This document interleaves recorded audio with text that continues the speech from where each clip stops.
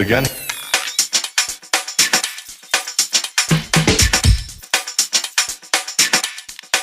Let's begin now.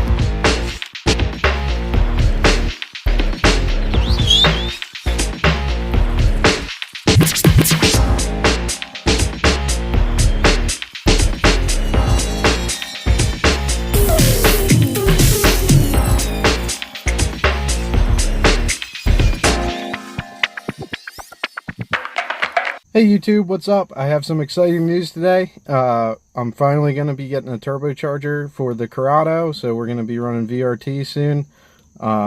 Quick rundown on what's happening. So I have an intercooler set up with some piping and stuff. Now that'll all have to be cut and modified to fit the car, but I have that. I'm picking up some turbo parts on Tuesday, and here basically this is what I'm getting. I'm getting a modified intake manifold. It's a stock OBD1 VR manifold that basically they cut the back off of it and changed everything inside, hollowed it out and changed some stuff to make it better for turbo applications. So it's probably not huge gains or anything, but it is definitely better than what I have on the stock motor for turbo.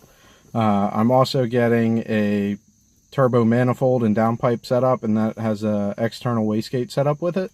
For those of you that are familiar with EIP, back when they were in business, they offered a turbo kit.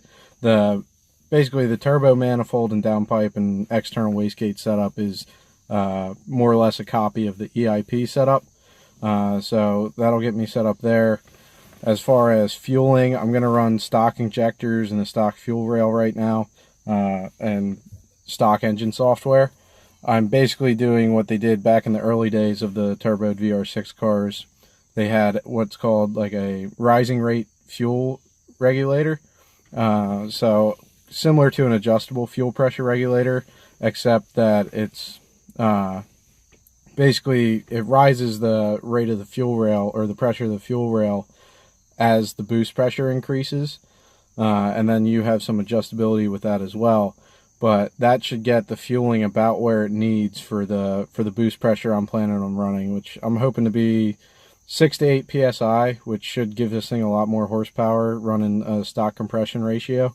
And basically that's my plans for right now, is to pick up those turbo parts. I got to figure out what kind of turbo I'm going to get. I'm going to get something cheap off of eBay, but I'm not sure on the size. I'm not sure if I want to go with a journal bearing or a ball bearing turbo, being that it's going to be a cheap eBay turbo, and I'm not planning to have it for any lengthy period of time. I'll probably just get something cheap like a journal bearing, because in the future I plan on replacing it anyway. So we're going to do that, and once I get all the parts, I can start figuring out where everything needs to go. In order for me to do this, the Corrado needs a windshield. It needs tires before I can do anything that way. And before I can really start tearing into it, I need to get my GTI back on the road.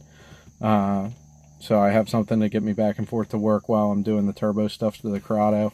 I'm hoping to have the Corrado turboed and ready to go for H2O, which is coming up really quickly. I don't know if that's a realistic goal, but that's what I'm going to hope for. So this week I'm going to try and get the new fuel tank in the GTI. For those of you that don't know what happened, long story short, if you're not running a full exhaust system or your exhaust breaks off, before you just decide to drive and let it go, at least take a look under the car and make sure it's not broken off right in front of the fuel tank. I actually ended up melting a hole in the tank, and the GTI's, it's a 2.0 turbo tuned and everything, so it shoots flames out of the exhaust and everything else. So I ended up melting the tank. I have fuel leaking out of the tank, and the GTI is shooting fireballs onto the fucking leaking fuel. How it didn't light up and explode on me, I don't know. I pulled in the Sheetz parking lot. I smelled the gas. I figured I blew a fuel line or something. I jacked it up, look under there, and the tank's like squirting out 3 different spots. Ended up having the fire department come out, and Sheetz was closed down for an hour. So definitely learned a lesson there. I got a used tank for the GTI.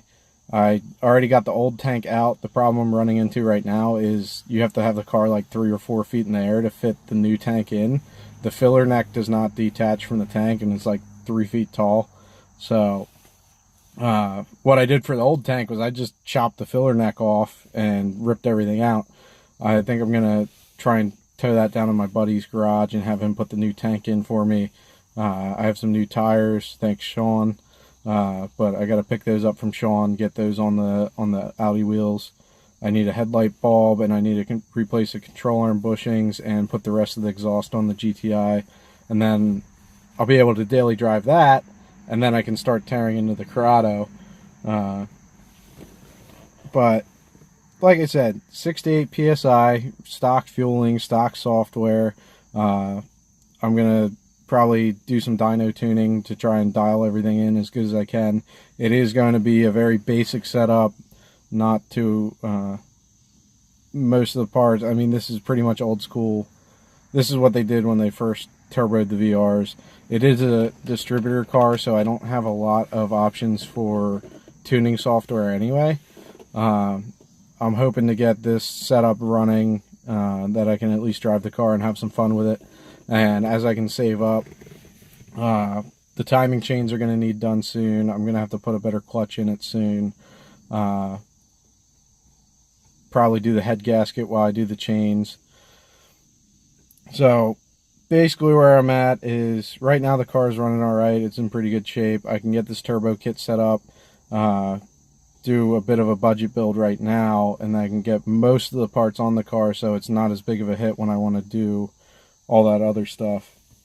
But when I have the timing chains done, I'm probably going to look into swapping the car to OBD2 with the coil pack instead of a distributor, so I'll have a little bit better options for software. At that point I can probably upgrade the injectors.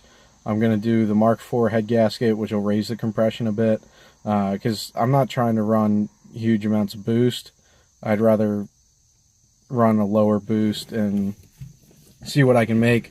I'm not trying to make major horsepower or anything, but when the time comes I'll do the bigger injectors, the Mark IV head gasket to raise the compression, coil pack, software, and we'll see what the turbo's doing at that point. It's like I said, it's going to be a cheap turbo, so if it's not smoking and burning oil, I may just decide to run it and see how much I can push out of it at that point, or possibly replace it. So I'm going to keep you guys posted on the turbo stuff.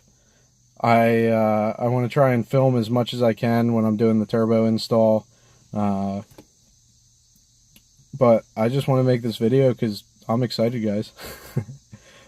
Sorry it's not very exciting or anything for you, probably, because the video is just me washing my car and talking. But stay tuned. We're going to, like I said, I'm going to film as much as I can doing the turbo stuff. I'm going to try and give you as much knowledge as I have.